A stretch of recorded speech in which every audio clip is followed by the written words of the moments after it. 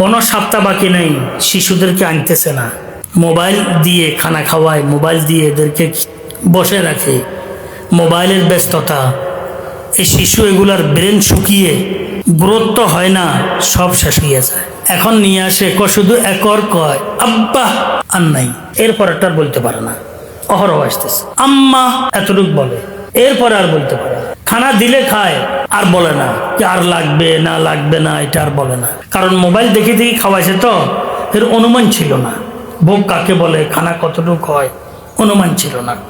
সব ব্রেন থেকে, সব চাবিকাঠি দেহের কোনা না রে ভাই, ব্রেনে। আমরা প্রস্রাব করি, সুইচ কোথায়? পায়খানা করি, সুইচ কোথায়? সব বিষয়গুলো, হাঁটি চলি দৌড়ি খাই দেখি শুনি, সবগুলার সুইচ কোথায়? ব্রেনে। এই সুইচ নষ্ট হইয়া যায়। সুইচ যখন নষ্ট হইয়া যায় তো শিশু আর এটা বলতে পারে না যে আমার এখন আরো খাবো, আরো দরকার, এখন এটা করব এটা করব, তো ব্রেনের সুইচটা নষ্ট হয়ে গেছে। আর এই সুইচ নষ্ট হয় অধিকাংশ মোবাইলের কারণে, অন্য কারণেও হয়, অন্য কারণে আমার দরকার নাই। আকসার ও ব্যস্তর অধিকাংশ কিসের কারণে হয়? মোবাইলের কারণে। বুঝছেন তো? তা আমি চিন্তা করি যদি মোবাইল থাকতো আসলে কি আমি এভাবে ঘুমাইতে পারতাম? আদৌ কি ঘুম আসতো? এখন তো ঘন্টা দেড় ঘন্টা পর কিছু হইলে আসে, আদৌ কি ঘুম আসতো? আদৌ কি আমি আসলে এতটুক নিজেকে স্বস্তি সুস্থতার সাথে নিজেকে ধরে রাখতে আমার পক্ষে সম্ভব হইতো?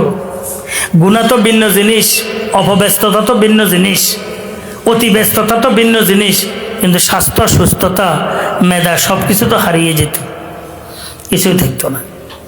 এটা আমি বহু সময় আল্লাহ শুকর আদায় করি। কোনো রাত সকাল সাধারণত বাদ যায় না, আল্লাহ শুকর আদায় করে আলহামদুলিল্লাহ আল্লাহ পাকে আমাকে বড় মোবাইল থেকে হেফাজত করছে।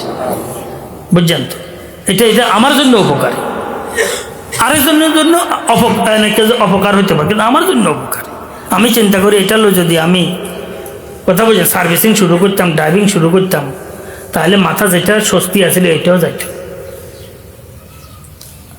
আল্লাহ রহমতে এখনো নিয়মিত প্রেশারের ওষুধ খাওয়া লাগে না, প্রেশার ওষুধ খাই না, নিয়মিত অনিয়মিত লাগে না। হোমিওপ্যাথিক সামান্য খাই, প্রেশার ওষুধ মাঝে মধ্যে, প্রেশারের ওষুধ আলহামদুলিল্লাহ লাগে না। ডায়াবেটিস আল্লাহ রহমতে এখনো আল্লাহ হেফাজত করছে।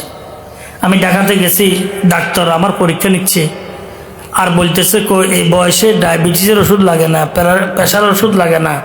ডাক্তার সাহেব এটা কি আশ্চর্য বিষয় নয়? ডাক্তার একে অপরকে বলতেছে, কথা বুঝছেন তো? আমার ওই এলাকার সময় তা আমি তো আল্লাহর শুকর আদায় করি, আসলে এটা আল্লাহর রহমত, আল্লাহর শুকর, আল্লাহর ফজল, আল্লাহর করম। আল্লাহ সবাইকে সম্পদ দান করো, যতদিন দুনিয়ার মধ্যে রাখো, সুস্থতা, স্বস্তি, শান্তি, ইমানি হায়াত দিয়ে তুমি রাখো।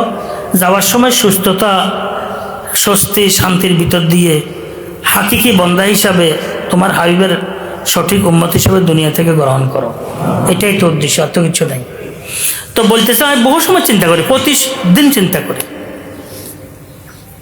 যদি একটা মোবাইল থাকতো তো আমি কি করতাম? ইরানে কি হওয়ার, ইরাকে কি হওয়ার, ইসরায়েলে কি হওয়ার, আমেরিকাতে কি হওয়ার, কি হওয়ার, কি কাম আমার। আমি মাঝে মধ্যে যাই, ওইখানে দাঁড়াই, কোথায়? ওই যেখানে ডাস্টবিন ইয়া ফালায়। তা আমি বলছি আসলে যদি সব বিষয়গুলো আমি মাথা নিতাম তো আমার মাথাতে এটা হইতো।